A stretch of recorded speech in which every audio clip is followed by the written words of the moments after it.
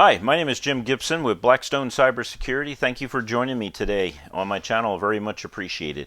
And today I want to talk about the Chinese balloon, the balloon that's floating across our country that everyone's talking about on the news. And I've heard some speculations as to what's going on with the balloon. Everyone's curious about it and things like that.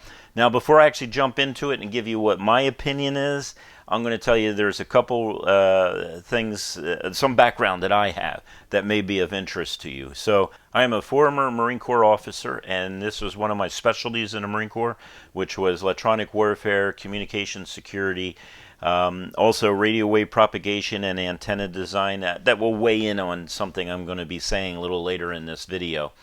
But I'm also an owner of a couple IT companies, and I've been in IT field for about 45 years now. And, it's kind of interesting that I hear a lot of speculations on the news about what it is, that they're mapping our country.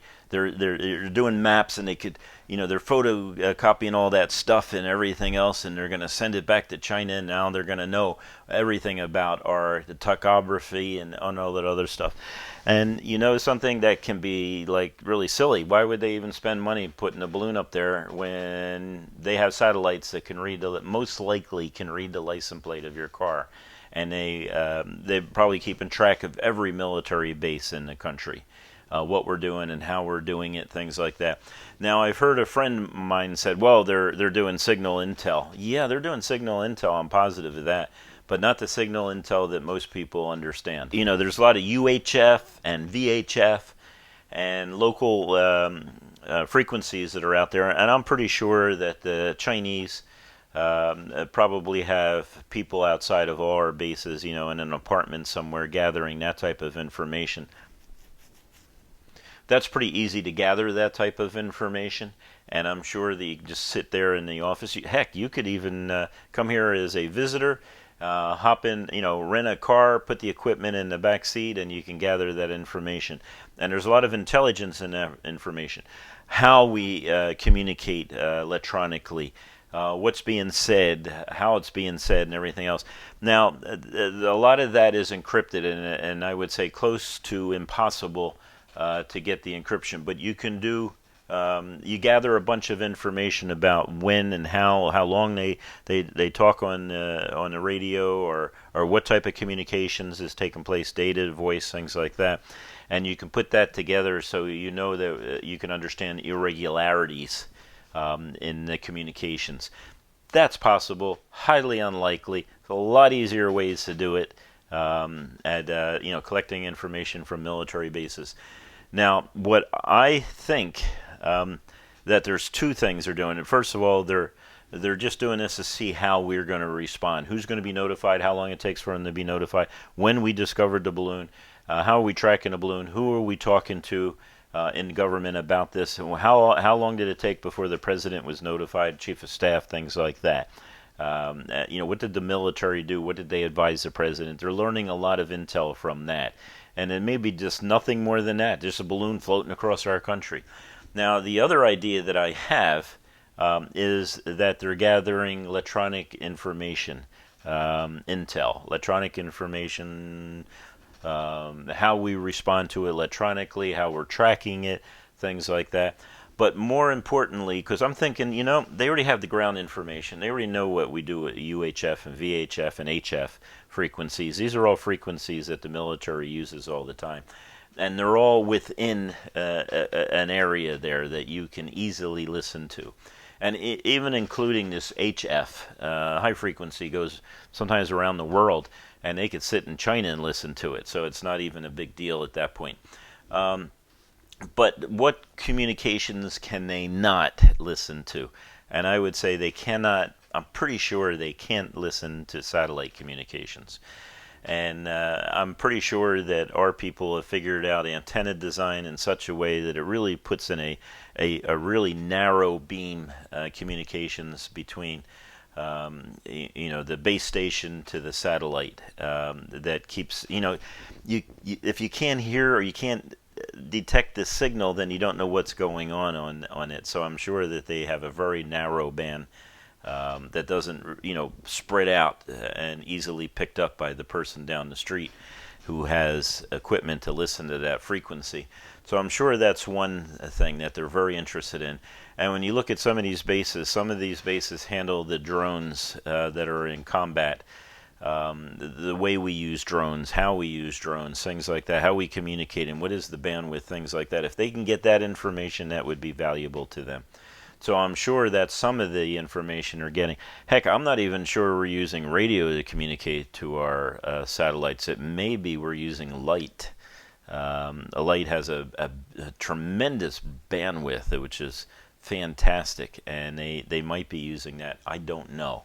So not being in that field, I don't know. But my speculation is that they are gathering information, and it's probably electronic information, not visual, not photos, things like that. Now, why don't we just shoot down the balloon? Well, there's a couple reasons why you just don't want to shoot down the balloon. One is you don't know what's in the balloon. You don't know that equipment, what's going on with that equipment. And a lot of people say, well, shoot down, we'll get the equipment. Well, I'm pretty sure that if you shoot that balloon down, that the equipment will probably self-destruct before it hits the ground. I'm sure they thought about that in China.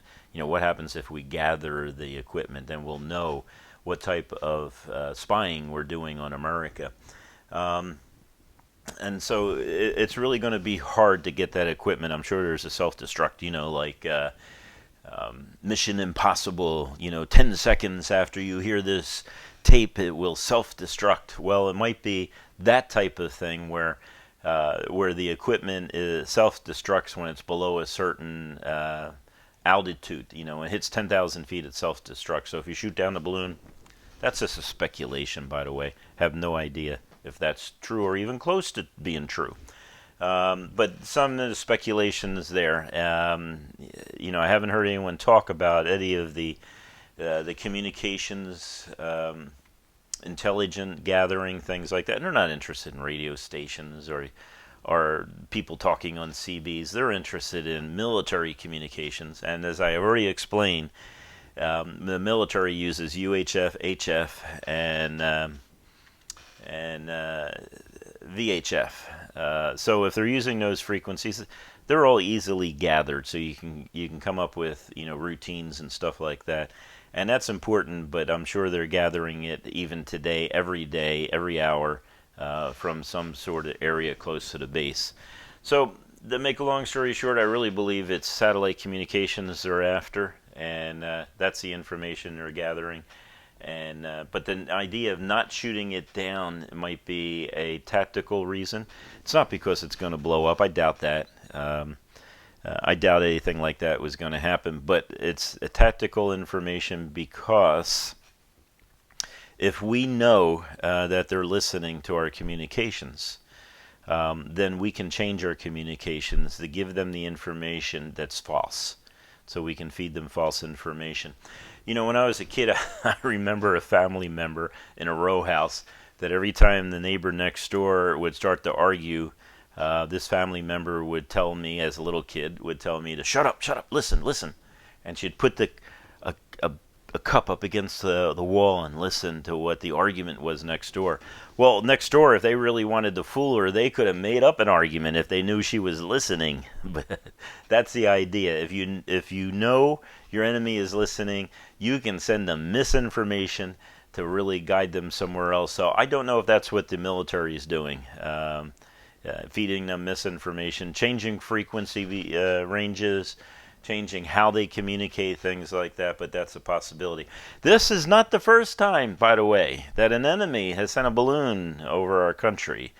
Back in the Second World War, the Japanese would send balloons over our country, and they would get to a certain time frame. They'd set these balloons. They would have like gasoline or something in them. I don't know what they would have. But at a certain time, this little bomb would drop down on the United States. Hopefully in a forest somewhere. That's what they were doing, and they were catching these little fires in America. Now, did it have any impact? No, it had absolutely no impact. We can put out fires in a forest and still fight the Second World War. But that was their attempt. That's what they were experimenting with, and maybe that's what the Chinese are experimenting with somehow. Yeah, to us to get to the point where we say, oh, it's just another Chinese balloon, and then when there's something going on seriously, it could be another Chinese balloon with something else in it. I don't know, speculation, but at least it's an educated guess when it comes to electronic surveillance, electronic intel, and things like that. And it may be worthwhile. Let's see, because I'm sure in the future we'll figure all this out, and it'll be something that'll be valuable to us, and we'll all know eventually, I hope. But my company, real quick, we do cybersecurity. We can check systems for you to see if you're being hacked, and if you are, how to protect yourself from hacking, how to protect your system from, lost data and things like that. We can help you in many ways, and we can also help you with other things. Like we had this guy, president of his corporation, came to me a while back, and he said, Jim, I get this feeling that someone's listening in on my conversations, and I don't know how. Can you check my office for microphones? He said, yeah, absolutely. Check your office for microphones. And I asked him, I said, how do you know this? He says, well, I say things in private, and all of a sudden people talk to me about it, and are able to know the decisions I have made in a private conversation. So we looked around his office, didn't find any microphones, but what we did find was the phone system was programmed in such a way that employees could listen in on what he was talking about and conversations. Now, I don't know how he handled those employees, but we had the phone system reprogrammed so that wasn't possible. Another thing that happened is identity theft. I have found people all over the country who have stolen information and used it in such a way that stealing from you, ruining your credit score and things like that, and getting information about you that they shouldn't have. So we do that also. We do cybersecurity. We do things like the other area too. So it's not only IT, but it's also functional cybersecurity. Thank you for watching today. I really appreciate it. And don't forget, please give me a thumbs up and become a subscriber. And if you're interested in, if you have a company or even an individual and you need some help in this area, give us a call at Blackstone Cybersecurity. We'll also go with the phrase Stone Cyber, so you'll see that around on the internet. Hope you're having a great day. Thank you for watching. Bye.